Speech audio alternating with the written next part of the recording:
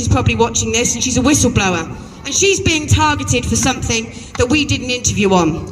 Now, as most of you will probably know, there's a lot of corruption that goes on in social services, in the education system. Well, that's why we're all here today. This particular whistleblower has blown out on something that's going to blow your minds, but it kind of makes sense. With the increase of sexualization of children becomes the increase in STIs. So how do they get around this? Right now, being written by a paedophile organisation that was actually banned in Australia. They now own a company called DNA Legal. They do most of your phlebotomy and hair strand testing, and they are run by paedophiles. They are based in Frome, I never get that one right, in Somerset, and they are on the same building as Thurrock Social Services. Thurrock Social Services have the most amount of child deaths that are recorded, just not explained. A lot of them are sexually related deaths. Now, the great thing about this little coming together is it means that the NHS and doctors are being guided on how to confidentially treat children who have sexually transmitted diseases. So, in the next 6 months, your child, aged 8 years old, who doesn't know whether it wants to be a pumpkin or an armchair, is going to be able to go in with syphilis or gonorrhea and come out without your parental consent with a prescription. Now, as Kim's mentioned, your child must have had sexual intercourse in order to get chlamydia. But that's okay, because your child is sexual from birth, so your child now has sexual rights, which means that your child, as of the end of this year, is going to be able to go into a doctor's where you thought it was safe. You thought it was just the social care system. You thought it was just the education system. No.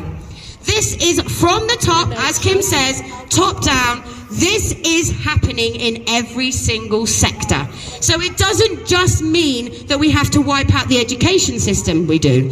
It doesn't mean we just have to get rid of the social care system. We do. It means that we kind of have to try and bend the way that everyone else in this country thinks to say, why are we still listening to these people?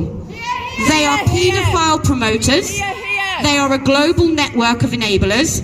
And they don't listen to you. They don't listen to your fears, and they don't listen to your children. They shut us up. They've shut us up. Yeah, they've shut us all up. But it's okay, because there are things you can do. Number one, you've all listened to Kimberly. You all know what she's at. She's written policies. What you can all do now, today, tomorrow, is ask Kimberly, what can we do to support you? You email your MPs. You lobby every single organisation. You tell the Children's Commissioner they're a pile of poop.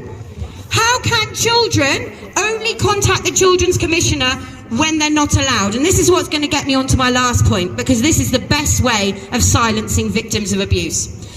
So this year you will hear me all gobbing off about my biggest bugbear, and that is the deprivation of liberties orders being placed on children. Not just any children, children that cite abuse in care. Today, there are 4,793 children under the age of 16 on deprivation of liberties orders. One particular child I had to get to swallow a SIM card so I could know where she was.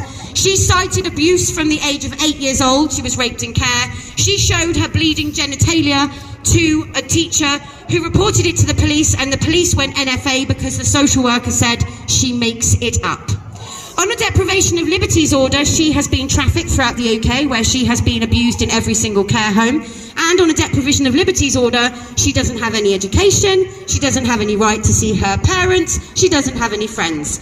When she leaves the care system, which will be when she's 19 because of the new education rules, what will happen is she'll be cited and she will be put into a long-term mental care facility.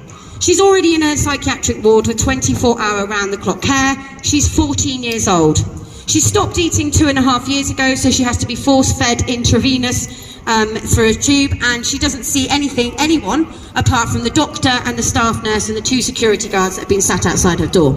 She is one of 4,793 children in this country that has cited abuse to schools, to safeguarding leads, and because they spoke out against the judges, the social workers, the teachers that abused them, they were silenced. So if anyone thinks that maybe Kimberly might be going on a little bit about it, it's far worse than she says. It is far, far worse. So I think if anybody wants to do anything, wake up, shake up, and stop letting paedophiles run our bloody country.